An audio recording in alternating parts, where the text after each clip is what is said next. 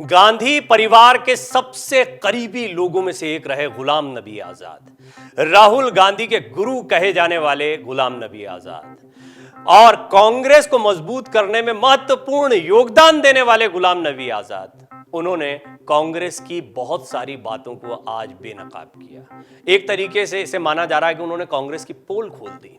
उन्होंने एक चिट्ठी लिखी बड़ी डिटेल्ड और उसमें कई ऐसी बातों का जिक्र कर दिया जो कमजोर होती कांग्रेस को और कमजोर बनाती है। वो क्या बातें हैं, उनकी चिट्ठी के वो कौन से महत्वपूर्ण बिंदु हैं जिन्हें नजरअंदाज नहीं किया जा सकता, इस रिपोर्ट में उस पर जरा नजर दौड़ाते हैं। G23 में शामिल रहे गुलाम नबी आजाद ने, ये G23 का एक ग्रुप है ऐसे नेताओं का, अलग ये बिखर गया पूरी तरह से। कपिल सिब्बल भी थे इसमें, गुलाम नबी आजाद भी थे, बड़े बड़े नेता कांग्रेस के रहे, लेकिन ये सब बिखरता दिखाई दे रहा है। 5 पन्नों की चिट्ठी गुलाम नबी आजाद ने कांग्रेस अध्यक्ष सोनिया गांधी को भेजी है। इस चिट्ठी में उन्होंने कांग्रेस में शामिल होने से इसे छोड़ने तक के अपने सफर को बताया है। इसके साथ ही उन्होंने वर्तमान कांग्रेस की कार्यशैली पर कई गंभीर सवाल खड़े कर दिए हैं। ऐसे में हम आपको गुलाम नबी आजाद के इस्तीफे की 10 बड़ी बातें बताते हैं, कैसे गुलाम नबी आजाद ने अपने पत्र के जरिए कांग्रेस की एक तरह से पोल खोलकर रख दी। गुलाम नबी आजाद ने अपनी चिट्ठी में राहुल गांधी को लेकर नाराजगी जताई है। उन्होंने लिखा कि राहुल अपने आसपास अनुभवहीन लोगों को रखते हैं और वरिष्ठ नेताओं को साइडलाइन कर देते हैं। राहुल गांधी पर पहले भी पार्ट टाइम पॉलिटिशियन होने के आरोप लगते रहे हैं। इससे पहले भी हार्दिक पटेल और हेमंत बिस्वा शर्मा ने उन पर समय न देने के आरोप लगाए थे। लेकिन गुलाम नबी आजाद के आरोप इसलिए गंभीर हैं क्योंकि वो कांग्रेस की परिपाटी को जानते हैं। कांग्रेस में जब तक वो रहे वो इन चीजों को झेल रहे थे। गुलाम नबी आजाद ने सोनिया गांधी को लिखा कि कांग्रेस ने अखिल भारतीय राष्ट्रीय कांग्रेस चलाने वाली राष्ट्रीय कार्य समिति जो है उसने अपनी इच्छा शक्ति की क्षमता को खो दिया है। कांग्रेस ने भारत जोड़ो यात्रा शुरू की है, उसको लेकर आजाद ने क्या लिखा है वो भी हम आपको बताते हैं। भारत जोड़ो यात्रा शुरू करने से पहले कांग्रेस पार्टी नेतृत्व को कांग्रेस जोड़ो यात्रा करनी चाहिए थी।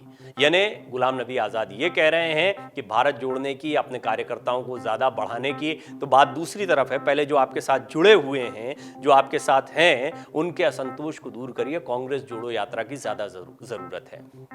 उन्होंने ये भी कहा कि दुर्भाग्य से राहुल गांधी के राजनीति में आने के बाद जब उन्हें पार्टी का उपाध्यक्ष बनाया गया था, उन्होंने कांग्रेस के कार्य करने के तौर तरीकों को खत्म कर दिया। उन्होंने संपूर्ण सलाहकार तंत्र को ध्वस्त कर दिया। इसके साथ ही राहुल का प्रधानमंत्री द्वारा जारी किया गया अध्यादेश फाड़ना उनकी अपरिपक्वता को दिखाता है। इससे 2014 में हार का सामना करना पड़ा। गुलाम नबी आजाद ने कांग्रेस अध्यक्ष पद पर चुनाव न कराने को लेकर भी गांधी परिवार पर निशाना साधा। उन्होंने अपनी चिट्ठी में लिखा है कि संगठन में किसी भी स्तर पर कहीं भी चुनाव नहीं हुआ। इसके साथ ही आजाद ने अपने पत्र में G23 मामले का भी जिक्र किया है। उन्होंने लिखा कि G23 के नेताओं ने कांग्रेस की कमजोरियां बताई तो उन सभी नेताओं को अपमानित किया गया। ये कांग्रेस के वो वरिष्ठ नेता हैं, वो पुराने नेता हैं जिनकी वजह से कांग्रेस चल रही थी। अब गुलाम नबी आजाद का ये दावा है, उनका ये आरोप है इस चिट्ठी में कि इन सभी नेताओं को अपमानित किया जा रहा था, उनकी सलाहों को नहीं माना जा रहा था। अपने पत्र में आजाद ने राहुल के आने से चर्चा की परंपरा खत्म हो गई ये बात भी कही है। इसके साथ ही उन्होंने कहा कि 2019 की हार के बाद पार्टी की हालत और बदतर हो गई जब राहुल गांधी ने गुस्से में आकर अध्यक्ष पद छोड़ दिया। इसके बाद CWC की ओर से सोनिया गांधी को अंतरिम अध्यक्ष बना दिया गया और वो 3 सालों से आज तक अंतरिम अध्यक्ष बनी हुई है। गुलाम नबी आजाद ने आरोप लगाया कि आज कांग्रेस रिमोट कंट्रोल मॉडल से चल रही है। राहुल गांधी के PA और सुरक्षाकर्मी पार्टी के बारे में फैसला ले रहे हैं। राहुल के नेतृत्व में 49 में से 39 विधानसभा चुनाव में हार मिली है। साथ ही साथ पार्टी नेतृत्व पर निशाना साधते हुए आजाद ने लिखा है कि कांग्रेस की स्थिति इस हद तक पहुंच गई है कि अब पार्टी का नेतृत्व संभालने के लिए प्रॉक्सी का सहारा लिया जा रहा है। इसके साथ ही उन्होंने लिखा कि पार्टी इतनी व्यापक रूप से नष्ट हो गई है कि स्थिति अपूरणीय हो चुकी है, क्षति अपूरणीय हो चुकी है। उन्होंने अध्यक्ष पद के चुनाव को लेकर कहा कि वो कठपुतली से ज्यादा कुछ नहीं होगा।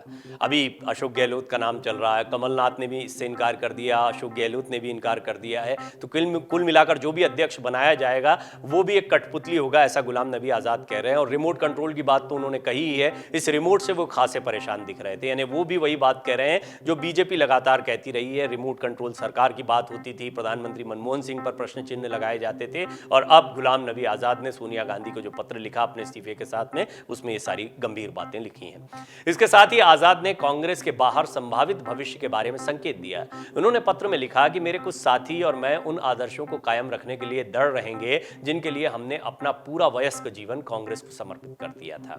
यानी वो विचारधारा की बात कहते हैं, वो कहते हैं कि हम अभी तक हमने जिस परिपाटी पर काम किया उसको आगे कंटिन्यू रखेंगे। अब सबसे महत्वपूर्ण बात यह है कि गुलाम नबी आज़ाद क्या करने जा रहे हैं। गुलाम नबी आज़ाद की क्या बीजेपी के साथ नज़दीकियां हो सकती हैं, उन्होंने इतना बड़ा फैसला क्यों लिया है। निश्चित तौर पर अंदर खाने कई ऐसी बातें हुई होंगी जो उनकी नई भूमिका से जुड़ी हुई होंगी।